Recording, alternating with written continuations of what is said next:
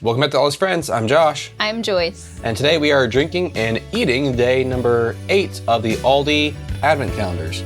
Let's go ahead and pour day number 8. Oop, we got a red top. But is it red inside? I don't think so. Oh, maybe, yes. Oh. Yeah, that's definitely red. It smells oaky. Really? I think it smells very fruity. No, I'm getting like almost like a barn musty smell. Yeah, I see now. Yeah, I'm getting Or maybe like a leather. I'll say leather or maybe a little bit of sawdust. Not fresh sawdust though. Like a musty, Yeah. like I imagine like swept off of a concrete floor of a basement. Oh, and a little bit of smoke. I'm definitely getting fruit though. There's definitely a lot of fruitiness here. Maybe cherries. It feels well balanced between a nice oak aging, almost like I don't think they would do this in this counter. Almost like if you took an ex-bourbon barrel. Aged. Well, like a bourbon barrel aged. If you took a barrel, you prepare for bourbon, but instead of putting bourbon in it, you put wine in it. How is it different other than being an oak barrel? Well, it'd be just an oak barrel charred. Oh, a charred oak barrel. A charred oak barrel. But first fill Cabernet. Okay. Whatever. That'd be cool. Let us try it. Ooh. It is a little bit smoky. It's definitely dark and earthy. But it definitely hits you very fruity at first. I'm not getting the fruit as much. I'm definitely getting the earthier, dark notes, but it's very interesting and like keeps you thinking about it. Now that I've tasted it and going back to the smell, I almost get like a mesquite note. Growing up, my favorite number / like not lucky number, I don't believe in luck, but my like lucky number has always been number 8. Today's number 8. And this might be my favorite so far. That's funny, yeah. This is something I would pair with like a barbecue or something smoked. Like that would go well too. Yeah, barbecue chips, barbecue Lay's.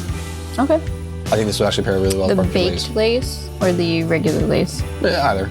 But you don't like barbecue chips, do you? That's true, I don't know. Okay. But I feel like this would pair well with them.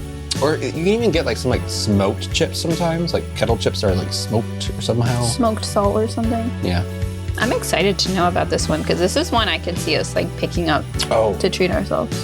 So you and I both grew up in houses where our houses were heated via wood furnaces. My mom or I or my dad just came like upstairs from being at the furnace and throwing wood in. When we threw wood in, there'd be a little bit of smoke would come out of the front of the thing and hit them, and it'd just linger on them for a little bit, and then until I came upstairs. And that's the smell I'm getting. It's like that you just threw wood onto the fire, or into the furnace smell. I was thinking that too. And when I said like basement, like dusty, and when you said wood chips, like I definitely remember like one thing that I would do for the wood burners, like sweep up the little pieces that would fall, and there'd be dust and like wood chips with it, or pieces of wood that kind of fell apart to like sweep up off of the concrete floor. And that was like distinct memory I didn't know that I had. Oh man, I really wish they'd tell us like what this wine is so I could go like buy a bottle of it. Yeah, so are the wines that are in the Advent calendar, are they available to purchase otherwise, or do you have to purchase them outside of Aldi? It's not clear. Like, these are definitely like labeled as like wines for this calendar, like made for this calendar. I don't know if they made all of these special blends specifically for the calendar, like Aldi, the size of Aldi. They just contracted a bunch of barrels or butts of wine, and they just blended some unique bottlings specifically for this calendar. Or if they're like taking other wines and putting it into this. I would like to know if I can get this though. So if someone has a contact out of Aldi, let me know if I can get this, because I love this wine. That being said, let's figure out which cheese. Can we hear about the wine first? Oh yeah. Because this is one that I like very much want to know. Tell me more. Tell me its fun name. So this is Peaceful Forest. I don't know about peaceful, but I can get forest. Who needs a spa day when you have Italian Cabernet? Consider this a bucket list moment. Okay. All right. A dry, fruit-driven red wine made from Cabernet Sauvignon from the country that does red wine best, Italy. Ripe black cherry, currant mint, and leather. Look at you go make the bouquet of peaceful forest something to truly relax with. So what makes peaceful forest different from all the other cabs in the world? It's the deep red clay soils that the vines were intentionally planted on that give them power and finesse at the same time. The wines in northern Italy are some of the most famous in the world, and Peaceful Forest is a celebration of the innovative red wines made locally here at the Rubicon IGT. Here, winemakers practice a tradition passed down from medieval times called Masocisu, which protects family farms and the new generations that will inherit the land. We talked about that before. Our wines are fermented at cool temperatures to preserve the subtle aromas and minerality unique to the local terroir. I just heard the word pronounced properly earlier, and I know I'm not saying it correctly. Peaceful Forest is a flavorful wine with enough fruit to balance out dishes with bold, intense flavors. Try Tagliatelle? Tagliatelle. Tagliatelle. Tagliatelle? It's a pasta. Yeah, with bacon, mushrooms, chilaquiles? Chilaki? I don't know that word. Eggplant parmesan, or save it for pizza night. You can't go wrong. All right, now can I get the cheese? Yes, please do. All right, cheese number 8. Do you think it's a smoked Gouda Oh man, that'd be perfect. or something very sharp? It's orange. It smells like an everyday cheddar. Well, if I told you it's not cheddar. It's a little more thick than cheddar. Like a very rich mouthfeel. Is this the Leicester? Another name I know is Edam. I'll tell you this though. We've had this cheese already in the Savin calendar. Already? This is already a double. What? I can't think of any of the fun names. There's Leicester, But you guessed Leicester the last time we guessed this cheese too. but it's not a cheddar.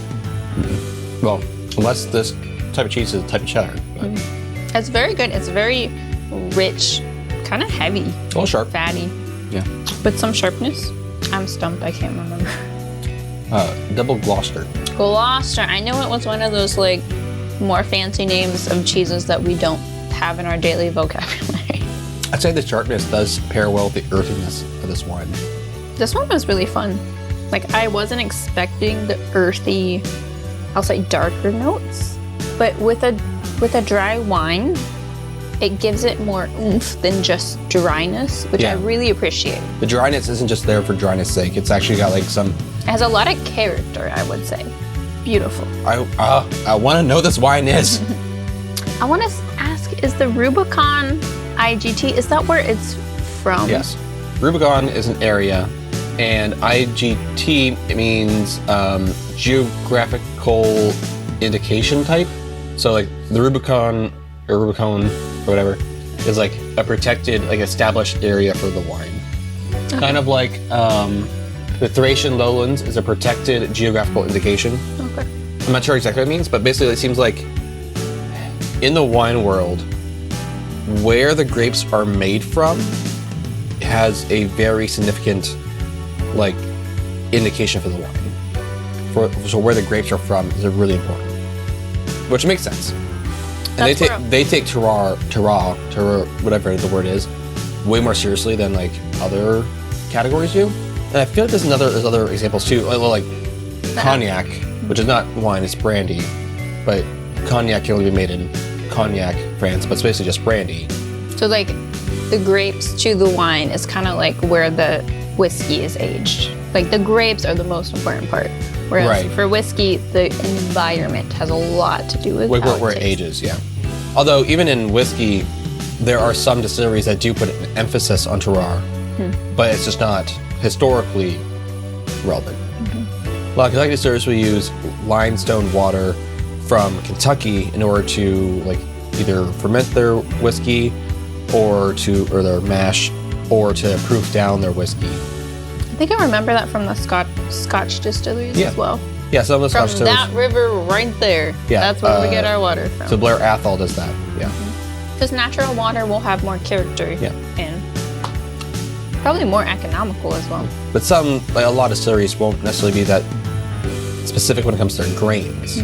So some places will just import the grain from wherever. A lot of distilleries here in America will actually get their malt or their peated malt from either Ireland or Scotland and get it imported. So terroir, when it comes to actual grain, not as important. Whereas for wine, it seems like it's a lot more important, and they have a longer history of legal identifications on geographical regions than whiskey does, except for, as far as like where grapes come from and such. Either way, I want to know what this is. Give us the secrets. If you can tell us where this is from, I'd be greatly appreciative. I'll even give you a shout out on the channel. I don't know, we can establish something, we can negotiate. We can make a deal. Even something comparable, like something that's smoky like this, and let us know your thoughts. No, it's gonna be like comparable. It's not just not gonna live up to it or something. I don't know. All right, well, anyways, that's what we think of this. We love it. That's all for tonight. Good evening, and we'll see you tomorrow.